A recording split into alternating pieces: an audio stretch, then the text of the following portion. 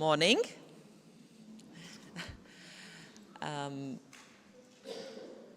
Very welcome to the 32nd Scientific Conference Research for Rural Development. We are very excited to greet you here in Jelgava in this old castle, who will celebrate its 280th birthday next year. So hopefully maybe you will come also next year. This conference, 32 years, has been platform for the bringing together different scientists from different fields, and we are very, very excited to see you here. I encourage you to not only listen, question, and new ideas, but also seek new contacts, maybe new project ideas, maybe new collaboration between the sessions during the coffee breaks, as we know that it is the best time for the discussions and networking. So we have 2 days to participate in this conference. Today will be very, very intensive work, and the dinner at the 6 p.m. is at the center of the Jelgava, and then tomorrow in the morning session we will start also with the presentations, and then afterwards there will be some knowledge exchange and cultural program. So hopefully that you can join us. For the opening remarks, I will give the floor to the Professor Gatis Vitos, the Vice-Rector of the Science, please.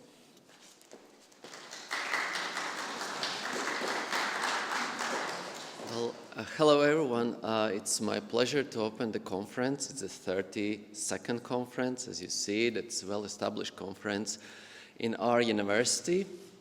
And just this year, our university had an international science evaluation.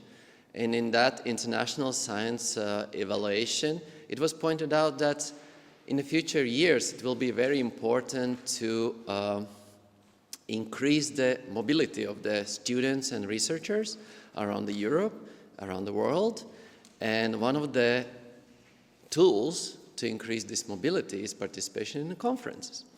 And if some years ago we saw actually that it was big question mark, will the conferences change the way they are, because we had a pandemic, there was online sessions. Some researchers found that there's less value in such online conferences rather than in-person conferences. Then now, actually, if we look at the recent studies, we see that the conferences are gaining back its momentum. We see that the conferences are the key for the communication between the researchers. We see that the conferences are as a platform where we come together not only for the presentations of each other's research, but also to participate in the conference dinners, in between coffee breaks, exchange thoughts, exchange contacts, and build new networks. And as we see that also the whole research and student infrastructure in Europe is heading towards the alliances, collaborations. We see the new Horizon program will be enforcing and focusing on widening and collaborations. So please, let's look at the conferences as a great potential for that. Therefore, I'm really happy that on a 32nd time we organize this conference, and we're going to keep organizing this conference. And we see that today we have 114 oral presentations along with the poster presentations. And here today we also see that we have presentations from people who represent 14 different countries. So that is the official statistics. But before I say the greeting words for the conference, I'd like to thank also for the organizers of the conference. There are a couple of people working hard in the background, and Natalie is one of the persons definitely who is the key person, but also Yulia and Vineta and other people, Yelena, who is working in the background to make it smooth experience, right, which is very important. So nevertheless, I would like to wish you a fruitful conversations. I would like to you to establish new networks, and maybe let's write some new proposals together, some people, for the project. Thank you, and I wish you have a great time here in Jelgava Palace.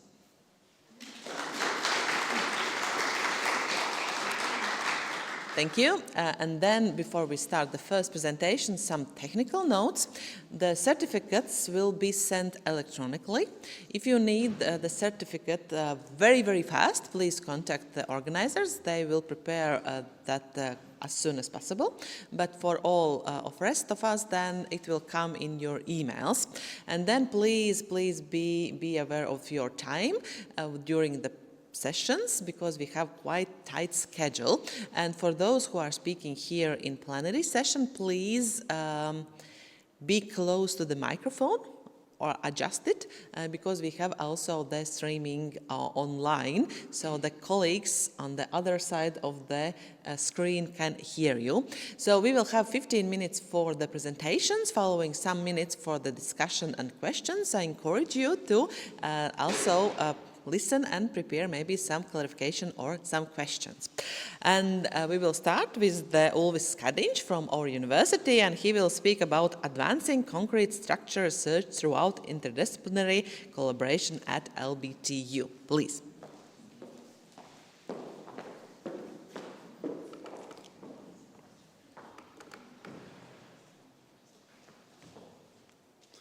Good morning, everybody. It's good to be here and present a recent experience about a collaborative research here in our university. And I will introduce more about this experience and some challenges what we had and the results what we obtained. So this is the outline of my presentation, and all started with a tender what was announced by Latvian State Roads. They realized that some of the latest bridges they have built has some issues, durability issues, some cracks. And they wanted to do some research and understand why these cracks appear. And so they announced a tender, and we applied for this, and also we got this opportunity to do this research. These are 4 bridges, 6 structures altogether, and here you can see some problems what can be observed on the surface. There are a lot of cracks, and in concrete, the cracks are the language in which concrete speaks. But for some words or for some sentences, there are different meanings for the same. And these cracks, what they could mean different things, and so we need some additional research to understand what is the message. So the task was to perform several tests. So you can see here there are some laboratory tests and some on-site tests, and actually this was quite challenging, because our institute, our experience with concrete testing can cover just part of these tests. But we communicated with other institutes in our university, and we got some support from other institutes. So what I wanted to point out, what is important, what are the important steps in this research. So we had the task, and we need to give some evaluation or conclusions, what was the reason. And all of this started with understanding standards, test methods, marking the locations.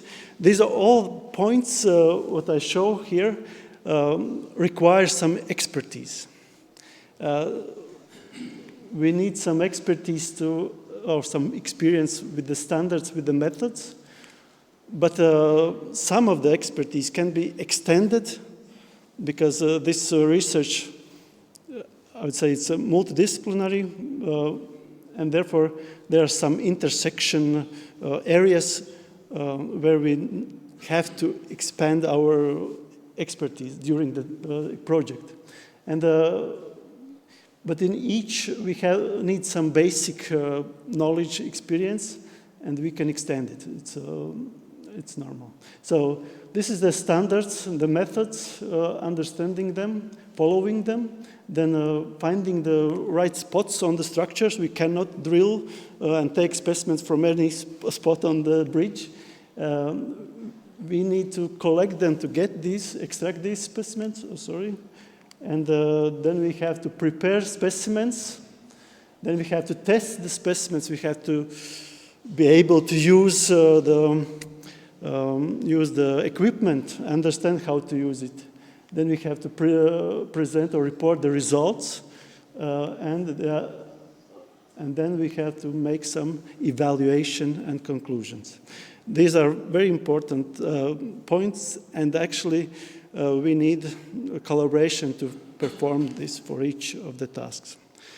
And we needed a team, and actually we made a team from our colleagues. So here the mechanical tests and the tests on site with the Institute of Civil Engineering and Woodworking, mainly this part of civil engineering. Then chloride content, we had some help from Institute of Soil and Plant Science, and all that requires microscope. We worked together with the Department of Smart Technologies, and we also took some outsourcing because taking those specimens from the bridges is not so easy task, also for them. So we got some results. I will not go in very deep analysis of these results because they are specific to concrete, and I'm quite convinced that you are not very interested in concrete, but we got some results. I will present them, and afterwards I will share some challenges we had. So the concrete strength was very good. You can see this was the designed concrete strength, but the red one is what we observed, so it's much better. The strength was growing. The quality of the concrete is also good inside the structures, but on the surface it was less good. Yeah, it's not so high quality. But here, maybe you don't know this, but concrete needs some air inside the concrete.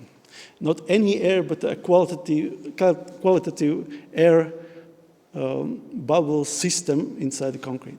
And that's necessary for freezing and toughing cycles. When concrete is wet and it freezes and toughs, it can produce the cracks we saw.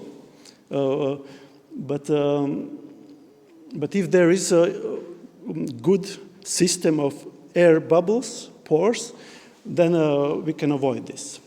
And as we can see here, these are the limits for the air content and qualitative, very micro air content, and we are below this threshold. And actually, this parameter is not satisfying. It's very bad. And this was one of the reasons what we came up and suggested that probably the concrete surface is not so good for freezing and toughing cycles. Chloride content, we analyzed how the chloride content varies between the depth of the concrete. Normally it's higher outside and it's lower inside. For some structures, we have high chloride content also deep in the concrete. And then reinforced corrosion. All the structures, as you can see, mostly has no problems with corrosion. it's the reinforcement which is inside. But one of the structures is very, how to say, probability with that corrosion is there is very high. And we can see these are the results. If we are above 200 something, then it's a high probability that there is a corrosion inside. So this is one of the structures, the results. And the last thing what we try to find or see is alkali-silica reaction, which also produces the same type of cracking, what we saw.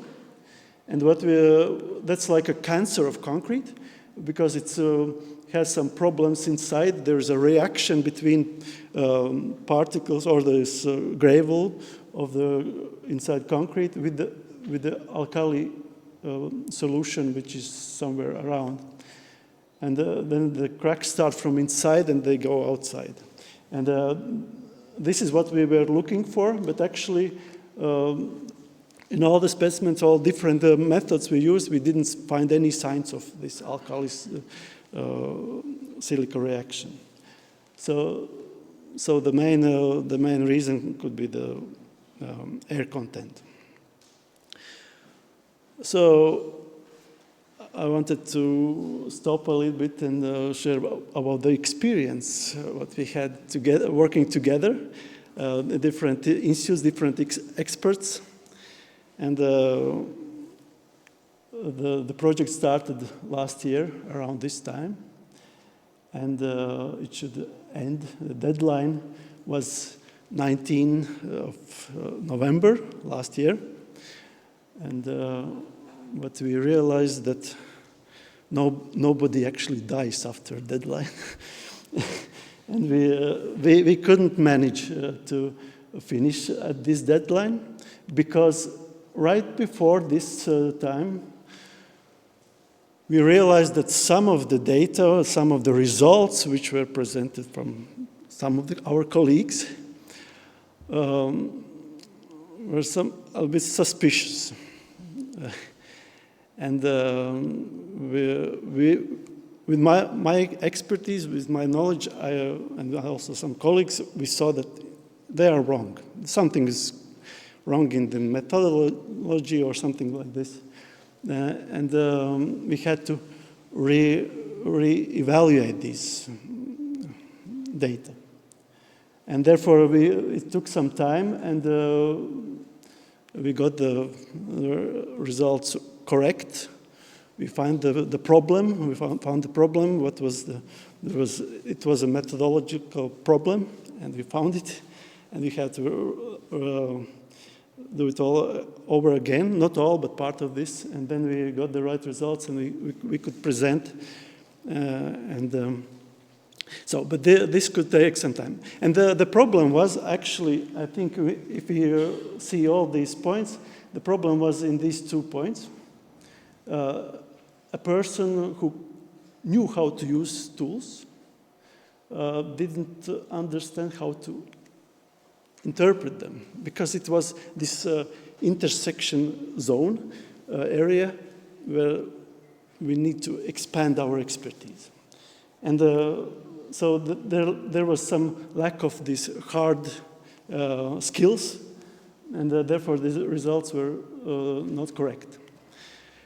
But the other thing what I think is very important, not just these hard skills, but also the soft skills. And the soft skills would be that this person would say, actually, I don't have this expertise. I can do this, but I cannot interpret these results. And if it was known earlier, so we could solve this problem much earlier. And therefore, I think it's very important to have not only those hard skills. Hard skills we can expand, and it should be expanded in this interdisciplinary projects. But also very important are those soft skills. So that leads to my conclusions. The primary cause of this concrete deterioration, or these cracks, most likely is a result of the poor air void system in concrete, what we saw. Probably these air voids are the main reason why the concrete is cracking here in these bridges. Another conclusion is that actually Latvia, our university is capable of taking some interdisciplinary projects, and people out there, outside our university not always know about this, our equipment, our experience, our expertise, and what we can do. In these projects, which are interdisciplinary, I think it's very important to dedicate time to expand our experience or expertise in related areas. And the last one of the main reasons for the research project delay was the lack of sufficient soft skills among some of our team members, which we need to improve. Thank you very much.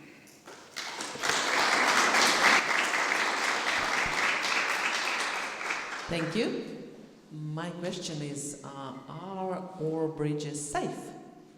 Yes, they are. Even if we drilled a lot of cores out of them, but they are safe. Oh. Yeah. So, questions?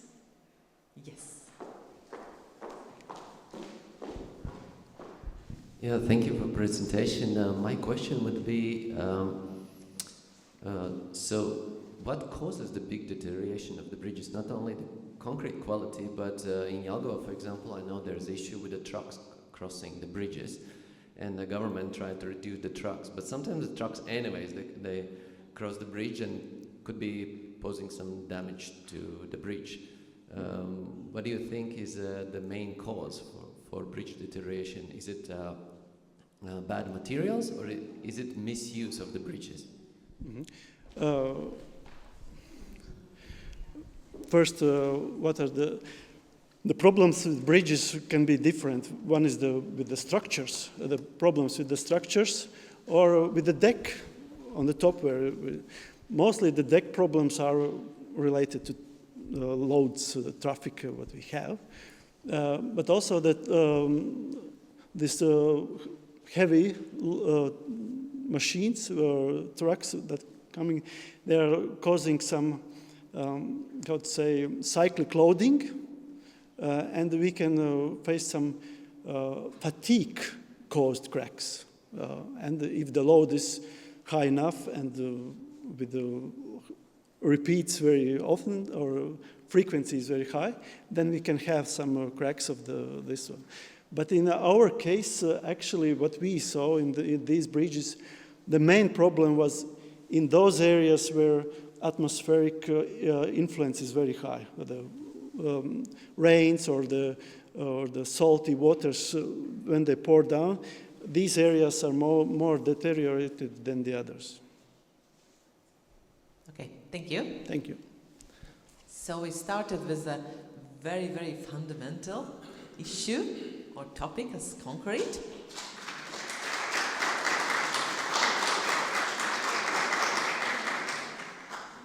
And now we will go to a little bit different field. So I will ask Aigas Pāde to come and join us with presentation on cultural ecosystem services, assessment for landscape planning in Latvia. Please. Thank you very much. Good morning, everyone. It's my pleasure and my honor to be here today and present you part of my PhD research. As in general, it is too big to include it in 15 minutes, so I shorten it a bit.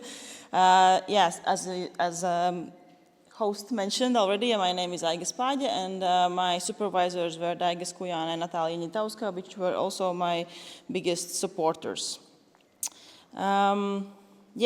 About the research aim. The research was meant to compare two different methods of the cultural ecosystem services. I will explain you later on what it is and what it means. But yeah, the methods were GIS-based remote assessment and also participatory mapping.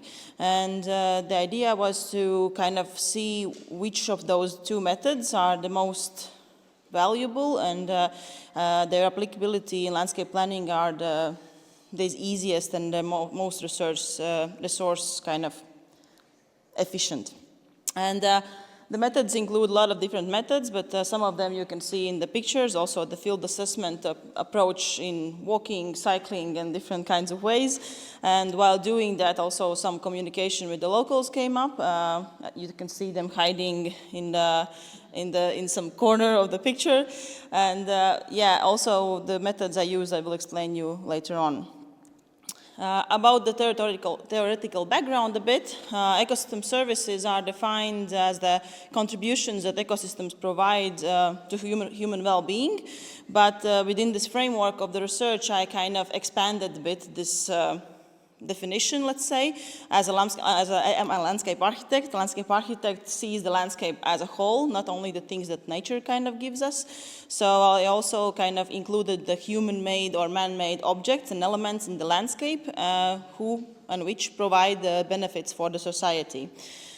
So the study it uses the common international classification of ecosystem services. And based on this classification, there are three categories of ecosystem services. One is regulating, which is everything which kind of regulates our environment, the rainpours, the flooding, the everything. Provisioning ecosystem services, which is also everything we can gather from the nature, including mushrooms and water and everything else. And the cultural ecosystem services, which was the focus of my study. And I have to mention, not all of the services included in this category was a focus of my research, because I understood while doing the literature review that the recreation and also aesthetics is really, really widely researched already, so there is no need for new methods in these fields. But at the same time, the educational, cultural significance, symbolic and sacred or spiritual significance was always excluded from the evaluation, because it had like a really not really easy to assess, because they had less methods and also they are more subjective, let's say. So the test site was Gauja National Park. If you are not local, then I recommend you to visit at some point, because it's really amazing. It is the oldest national park in Latvia, and it has the country's most, I would say, landscape diverse territory of our country, and also there's a lot of culturally significant protected sites. And yeah, the park's landscape structure, as you can see in the map, it's defined by or shaped by the ancient valley of Gauja River, and it is the most distinct landscape forms in Latvia. According to Latvian Landscape Atlas, Gauja National Park or Gauja River Valley was potentially or suggested as one of the 18 nationally important landscapes, significant landscape areas in Latvia. And the park contains really high concentration of diverse cultural ecosystem services, which was, because of that, the perfect testing ground for my two methods to understand if these methods actually work. About the methodology, so let's start with the first method. The first method was GIS-based remote assessment. The data used in this assessment were accessible freely, nationwide, and for this reason, so it can be used on any other area afterwards. Then the point data were grouped into the categories, which I already mentioned, and then the layers were imported in RStudio. The coordinate systems were assigned, duplicate points were removed, and then the point density were calculated. After the point density, it kind of creates hotspots, and hotspots were identified by kernel density estimation tool, and also afterwards, the quantile approach was applied, so the hotspots represent only the upper 5% of the intensity. Everything else was kind of already excluded from the evaluation. Then the maps were exported in ArcGIS Pro for visualization, and then the correlation were applied. The second method was following exactly the same steps, so we can actually kind of compare them side by side, but the only difference was the data collection, the primary data collection, and for this method I used the participatory mapping. I developed the survey in Survey 123 Connect platform, and the survey was made completely online, just to make sure that it's valuable for municipalities. I know that there is some limitations with completely online surveys based on gender or data literacy, but technology literacy, but for this case it was meant like that for the municipalities to be able to use it. Yeah, then they were distributed in different kinds of platforms and websites. Then the data were exported from the Survey 123 into ArcGIS. And then all the other steps were following the same method as I already explained. So let's go to some results. Yeah, it's much more lighter in your screen than in mine, but I hope you can see it very well. So on the left side, it will always be the GIS remote assessment data, and on the right side, it will always be the participatory mapping data, so you can compare them side by side.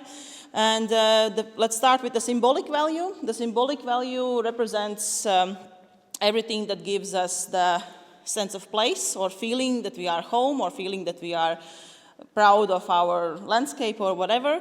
And it kind of shows you why the GIS data is more widespread, but the data with participatory mapping, it kind of shows you the people value the really high points of landscape. For example, in this case, in the northern part, you can see around Sigulda. Sigulda is really like the most, I would say, concentrated part of cultural elements in Latvia.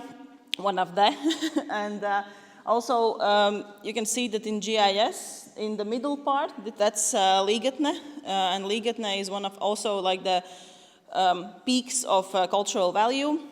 But the interesting part in this assessment was in the upper north part. You can see, like, in the participatory mapping, there's a hotspot, and that is Sietiņiezis Cliff. And the Sietiņiezis Cliff in the respondent view were really high value, but in the GIS, it's just a cliff. So you can understand the difference between these two methods in this specific value. About the cultural value, you can see actually it kind of looks almost the same. So the data really represents almost the same values, but participatory mapping respondents point out the Sigulda territory in much higher value of cultural value than in the, yeah. About the sacred value, this is the biggest difference in both of methods, and I can tell you why. Because as in this presentation, I excluded the data layers or the point layers, and for sacred value, I used in GIS, I used the cultural historical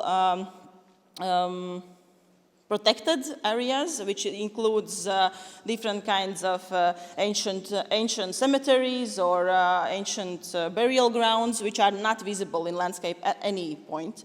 So any human being who is actually trying to find it, you cannot even find it. So, and that's why it's kind of not visible in landscape. So in GIS data, that kind of creates this data, but for the respondents only around Sigulda and surrounding territory, it was kind of sacred value, and mostly it was churches or cemeteries.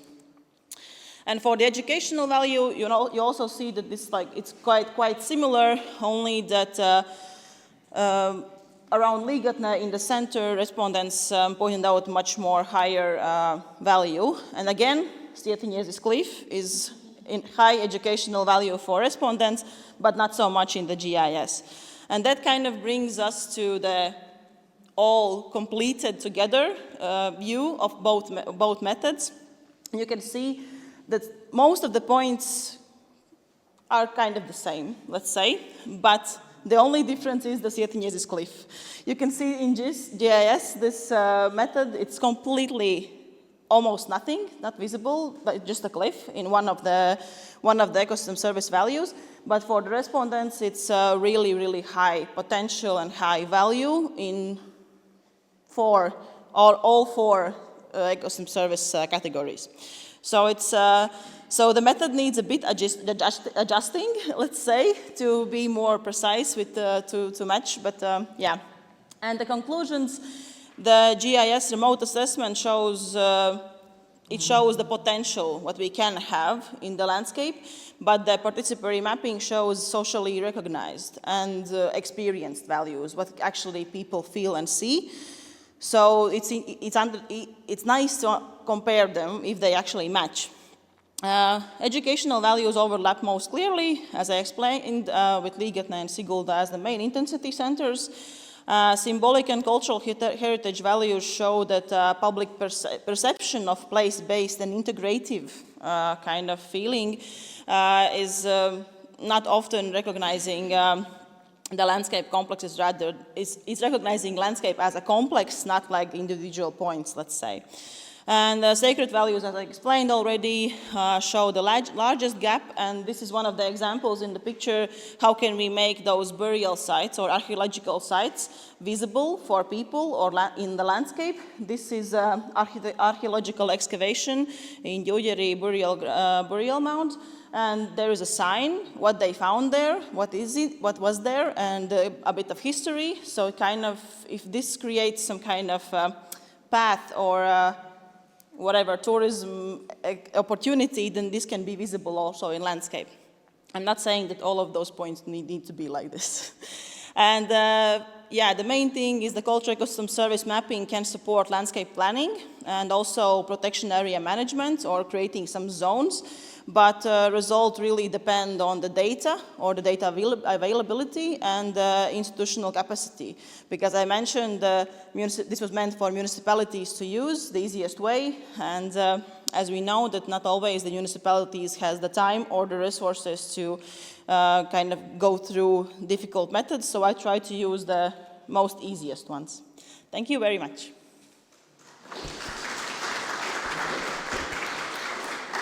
Thank you. I have eager to go to the city this summer and see what is here, because I'm sure that a lot of Latvians during their school excursions are going to this specific place not only one time, but more than one time. So maybe that's in our bones that we think that it's very, very important, cliff. Yeah. Okay. My question before maybe the audience has question. I came from the economical background, and my research methods or my research work mainly include myself and the computer. But for the landscape architecture, you have to go there. How do you think this is, what is the cons and pros for that you have to go physically there and see and evaluate and etc. etc.? Yeah, I can imagine that there's a lot of colleagues that kind of also sit. We do it a lot. Also, we sit in the front of computer a lot, but it's really important to go actually out, because the first thing I did actually was evaluate the data only based on data in the front of computer. Only afterwards I went out in the field and actually cross-checked if it actually matches the data, and it didn't. In some cases it didn't, so it's really important to check if it actually is still there, or it's valuable, or is it just some misunderstanding in the data. But for us it's really important also to feel the feeling of the landscape, because sometimes you cannot characterize it by geological or morphological kind of things. You have to actually see and feel the landscape, also the vegetation and everything. Even the data is really precise now. It's still details you can adjust if you are actually there. Thank you. Questions from the auditorium? Okay, so then we go to the next speaker, and I invite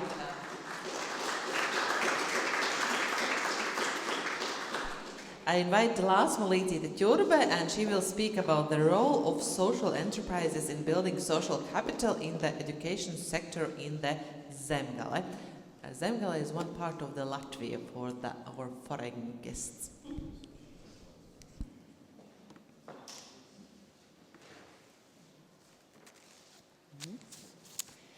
Good morning. Yeah, my name is Lāsma Līcīte-Ķurbe, and today I would like to present you our research results of the role of social enterprises in building social capital in the education sector in Zemgale.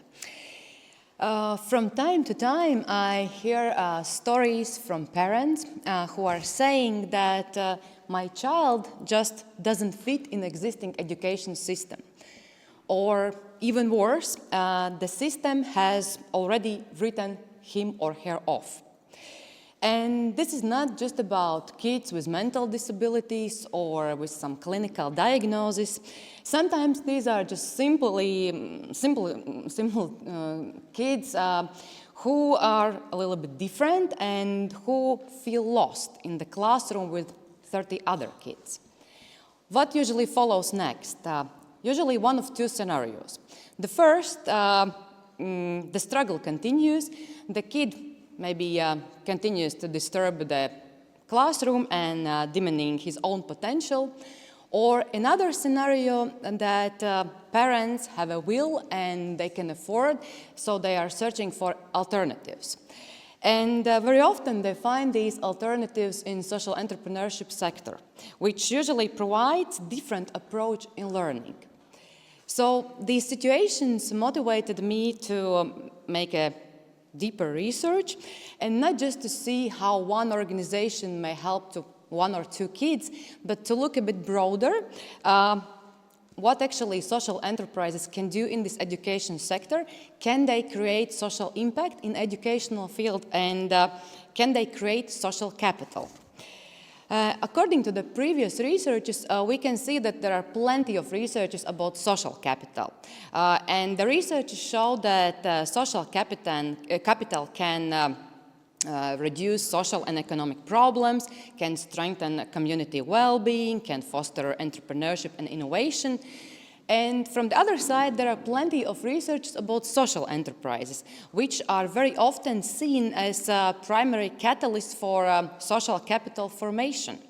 But in the same time, there is a lack of researchers that are focusing on this mutual relationship between social capital and social enterprise. And therefore, our research aim was to examine the role of social enterprises in building social capital in the Zemgale region by focusing on the education sector. And why education sector? First of all, social enterprises that operate in education sector are closely related to several sustainable development goals. And secondly, the majority of social enterprises operate in education field, 22% of all social enterprises in Latvia, which actually indicates that, that in this field there are several challenges, problems, needs that should be solved in different ways. And majority of all these social enterprises who operate in this field are private educational institutions. And these institutions very often are founded by parents or professionals who face with these challenging situations in existing education system. These educational institutions that are made by social entrepreneurs usually work with children with special needs, with learning, behavioral difficulties, and they provide this safe learning environment, and they can be seen as important state partners in ensuring inclusive education. And also the research show that social enterprises has this transformative potential for the educational sector, offering innovative pathways to engage both educators and students. So, in our research, we use several methods. First of all, we created a conceptual model, which is based on social capital theory.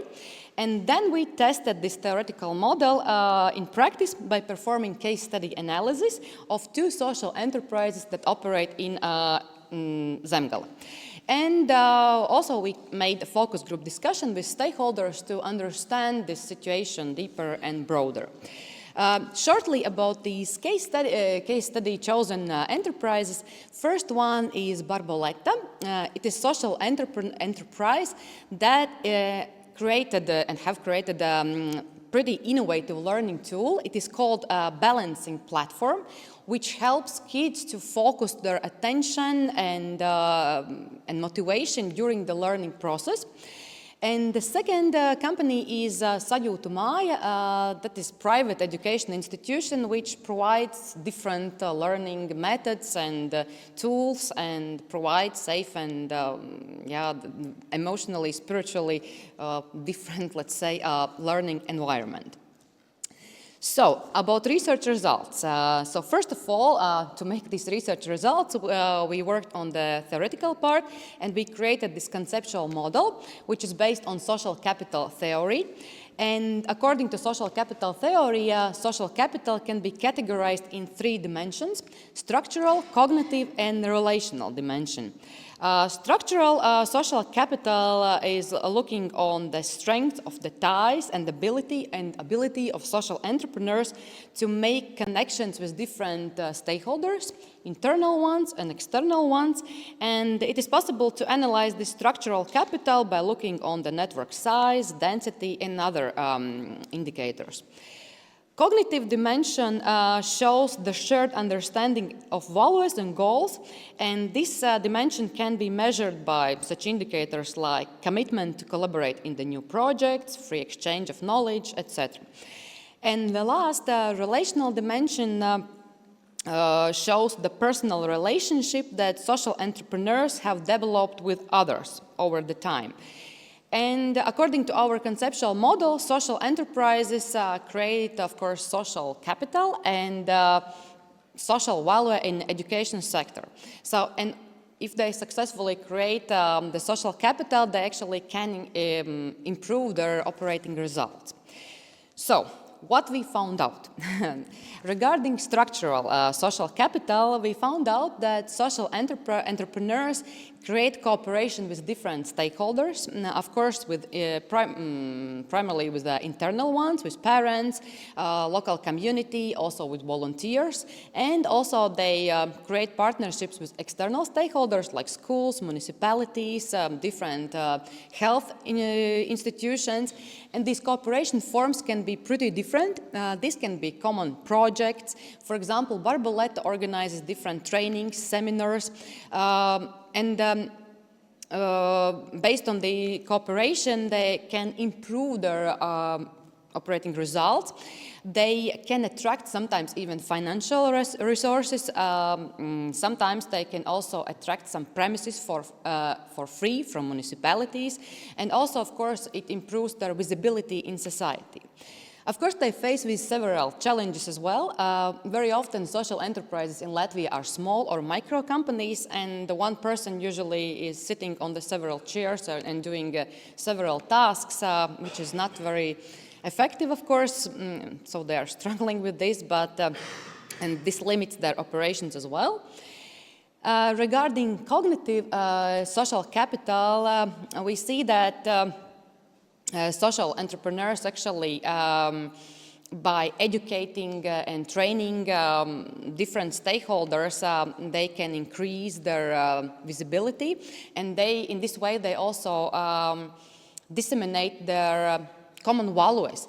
And also how they do this by digital tools as well. They post different posts in social media, and also they organize different events, especially with parents, and in these events they often involve also volunteers. So all these activities help them to disseminate the common values and understanding of inclusive education.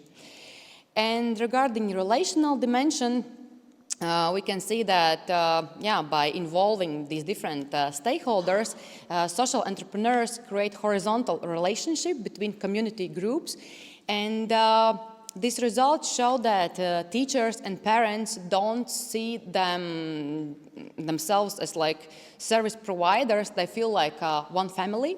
And what I found also very interesting and very useful, that especially parents, they don't feel alone with their own problems, with their own challenges. They don't feel, they share this, let's say, shame or challenges with others. And all these activities actually improve or help for society also to understand what does it mean, this inclusive education, and all these challenges. To conclude, what I would like to say that we found out that social enterprises really improve student learning outcomes. They help to reduce discrimination and strengthen the social integration. Just one example, for example, Barboletta that trains different specialists, teachers, and also specialists from health institutions. Later on, this one specialist can support at least 15 children per year. What are the limitations of our research? Of course, the research is so far just based on 2 case studies, and our plan is to test this model in other regions and use other methods, not just qualitative ones, but also quantitative ones. So this is a kind of first step in this field to make these research results even stronger and broader. So I would like to say at the end that it's easier to build strong children than later on to repair a broken man. And I truly believe that social enterprises can be one of the innovative tools and ways or instruments how we can maybe change the education system, especially if we talk about inclusive education. Thank you. Thank you.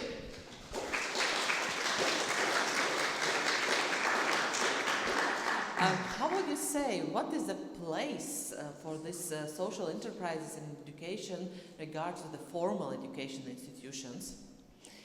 I can give you one example how, for example, Barboletta cooperate with a traditional school, especially in Jelgava.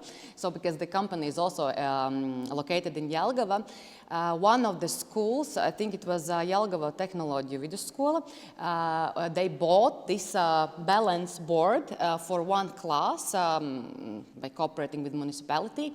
And now at least one class during the lessons can use this balance board. And this is the way how they go or step in to the traditional education system as well. Because social enterprises who operate in this field, these are not just education institutions, these are companies who create innovative tools that can help for other kids as well who are learning in traditional schools, not just in these special or alternative schools.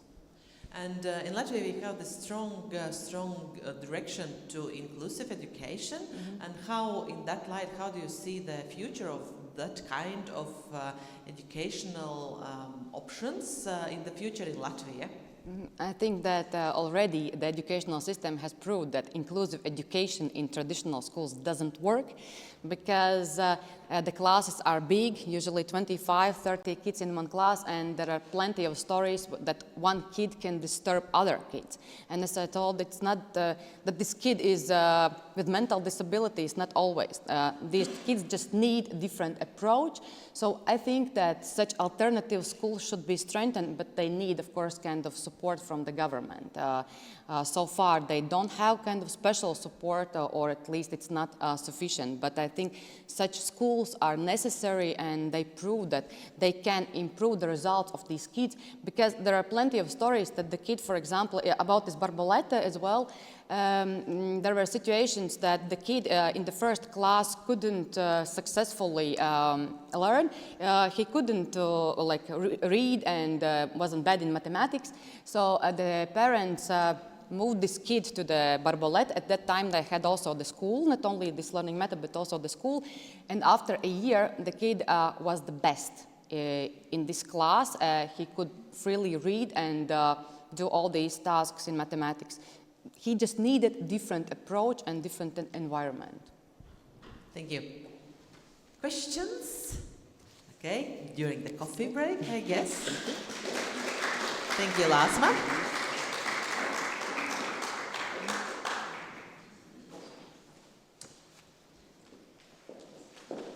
Some flowers to remember that conference in the future. So, from the protecting our kids, we are going to protection of the plants. And I ask Victoria Zagorska, please come and tell us about monitoring of plant protection product residue in bee collected pollen and honey from the winter oilseed rape. Please. Yes, hello everybody. I think you are a little bit tired, and therefore I would like to ask you questions, please answer. Who is related to agriculture? Are you common with pesticides and technological schemes and all this stuff? Quite a few. I see a few faces who are in, in this research. Therefore, I would like to speak with less some professional terminology, just to get introduced in the topic. And when I was invited to speak about in front of the new researchers, I thought, what should I tell? Because we have different directions of the research, and now everybody is speaking about innovations. And I decided to start from the other side. I will not tell you about innovations, but I will tell you about some kind of problems, and you should start thinking how to solve it in your own field. We made the research in collaboration with Plant Protection State Agency, with 2 farmers, with beekeepers, with agronomes, and the research was made to understand which pesticides come from the rapeseed fields. And the bees are collecting honey and pollens, and sometimes these samples are contaminated. And why this topic is important? Because in the previous research insignia, where beekeepers participated, it was stated that in honey, it is usually found at about 27 different pesticides, not in one sample, but like the total list of the pesticides. And the most common pesticides met are thiacloprid and acetamiprid. These are insecticides which could affect the bee health. And the other problem is that if you are selling your product in market, then there are maximum residual levels for pesticides. And if they are above the limit, then you cannot sell the production. And the problem is the beekeepers are working. They are putting the beehives in front of field, and at the end of the season, they cannot sell their product. And the other important thing which we would like to see, it is the impact on the bee health. And we are able to calculate the possible impact. It is called like pollen hazard quotient, where we see the concentration in the pollens and divide by the number which is also tested and given by toxicology experts, which shows that toxicological measure where the amount, which amount of the pesticide makes the lethal effect on 50% of bees.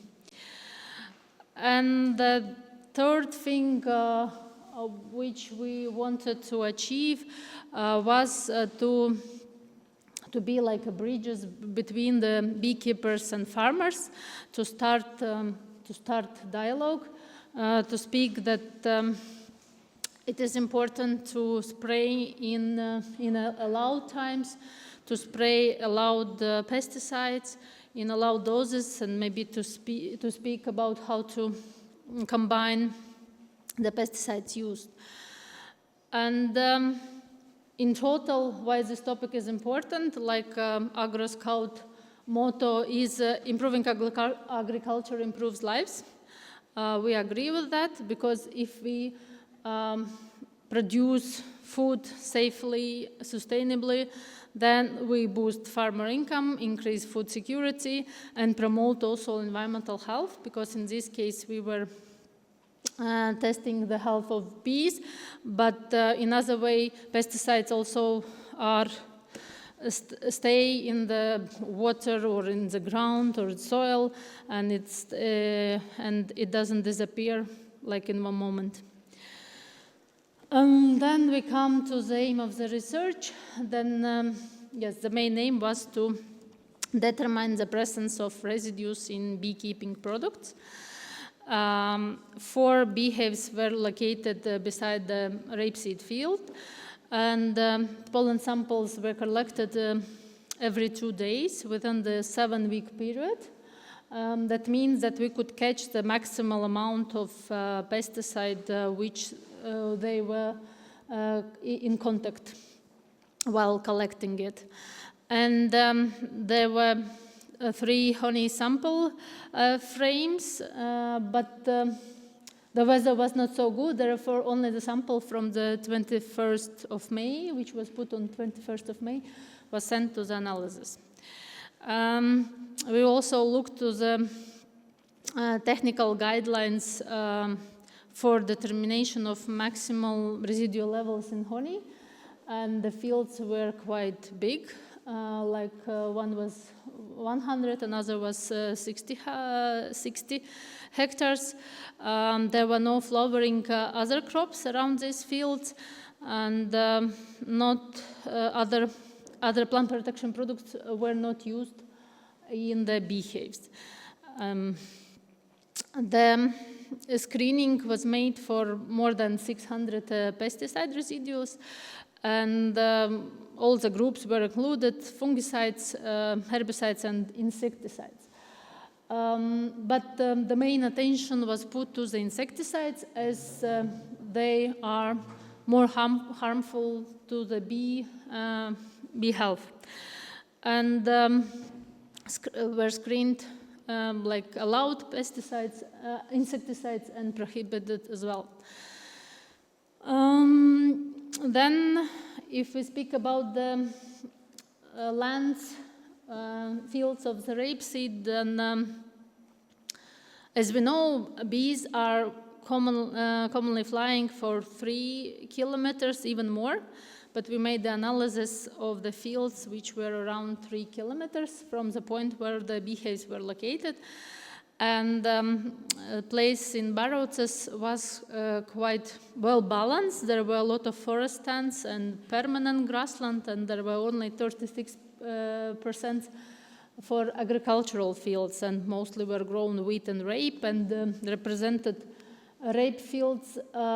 They were the only ones which we got the spray data from them, and we had also some data from State Plant Protection Agency.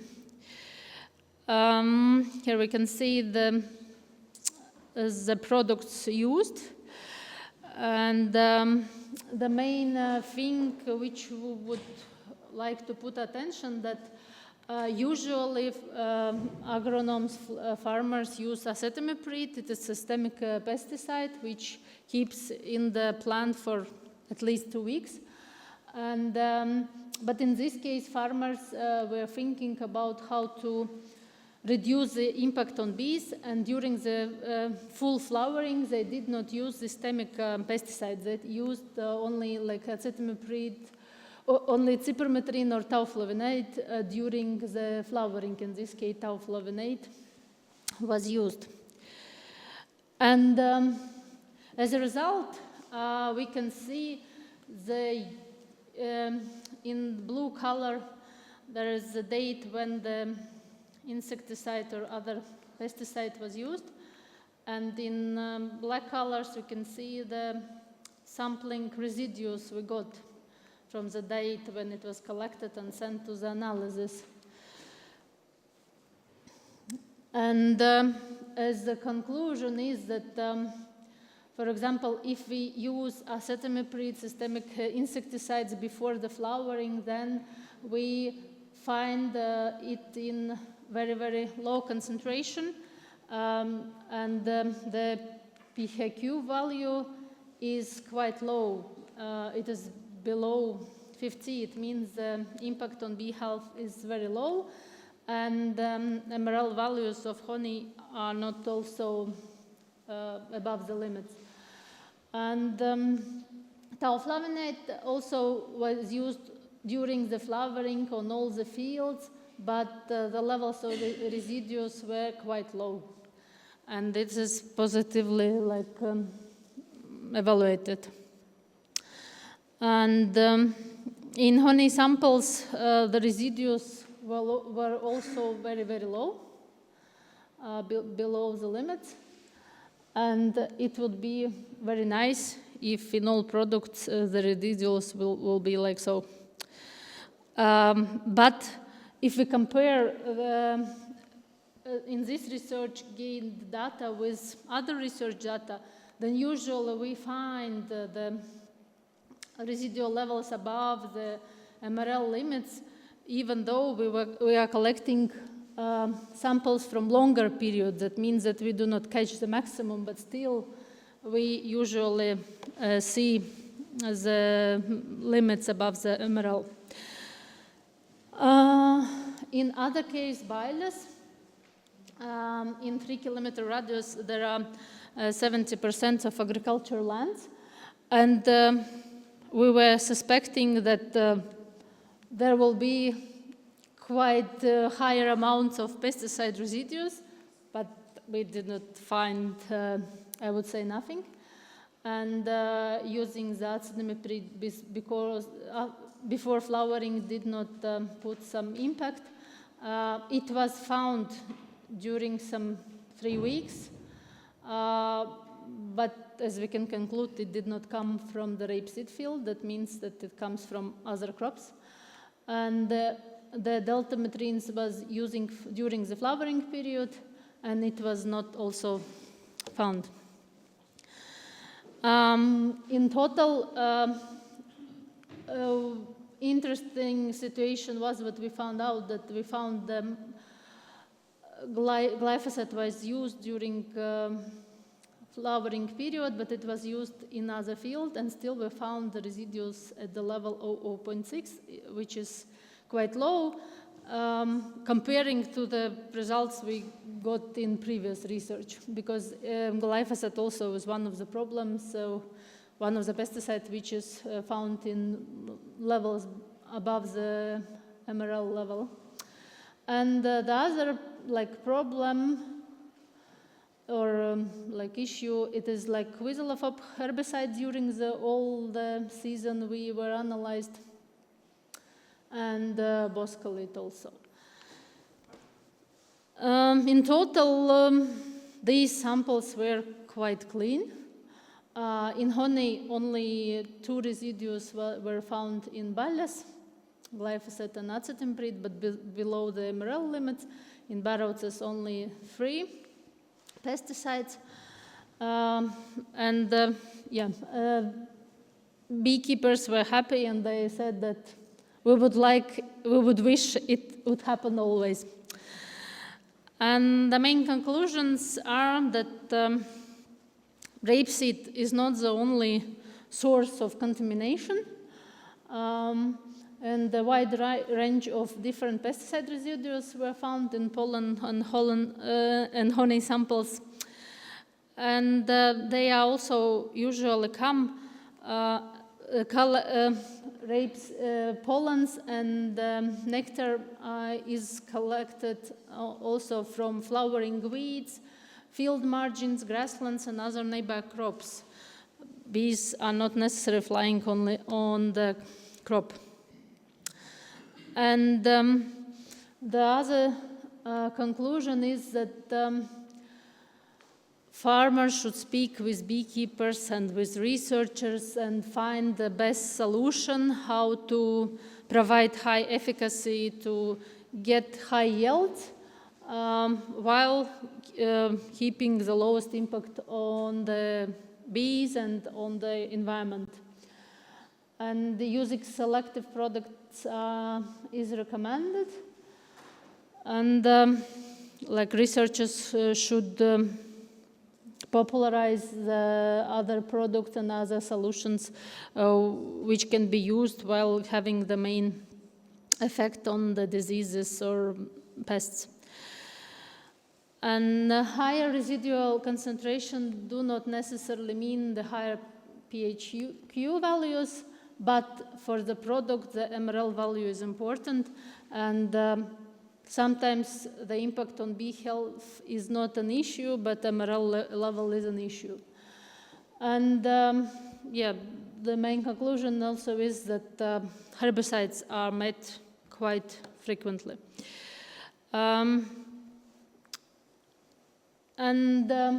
The main inspiring conclusion is that young researchers should work on precision agriculture, including spot spraying, decision support system, landscape planning, and balanced crop selection, just to lower the impact on the environment and other organisms are around us.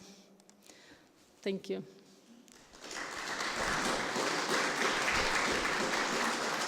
Thank you. And now I think it is a time when the grape is flowering. So if you go around Latvia, you will see these yellow fields.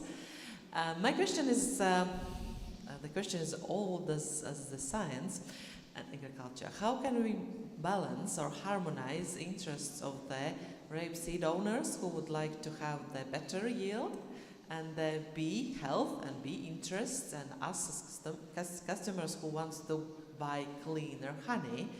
How is it possible? I think the main problem is the dialogue. There should be a dialogue. But it is difficult because farmers have their own problems because they have quite a short period when they can spray. But beekeepers still want bees to collect nectar or pollens. I think that there should be a long dialogue between them just to find some solution. Okay, thank you. Questions? No questions? Yes, there is.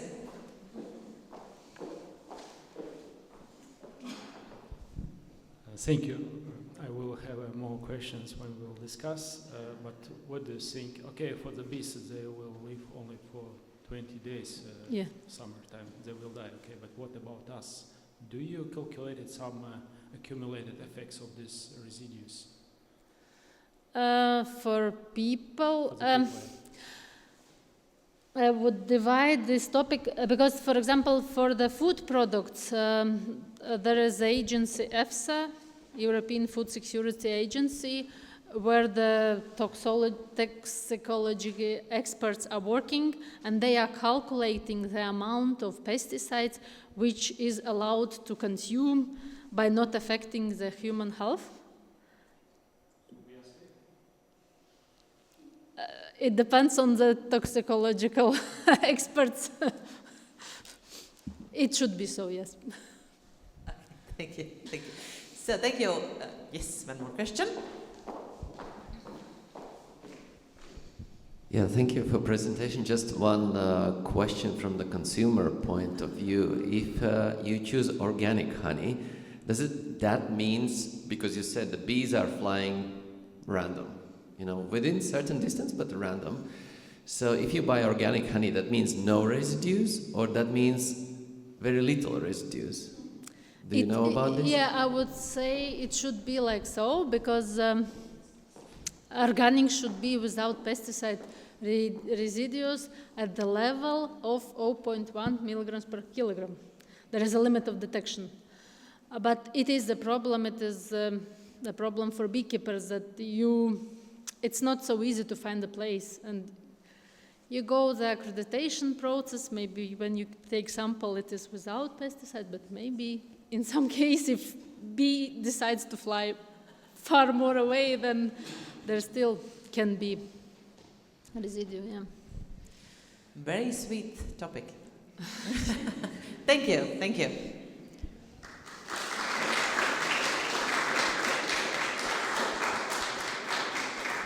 So, we have 2 tasks to do, very, very important ones, and then additional task for the...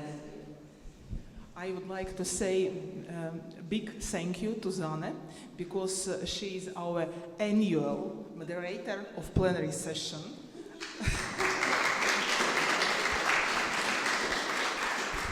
It was unexpected. Okay, the 2 tasks remain. The first one, we need to do the common picture So I would like ask you to come here, and we will do the picture. And then the second thing is on the other side of these doors are coffee and some snacks. So please come here.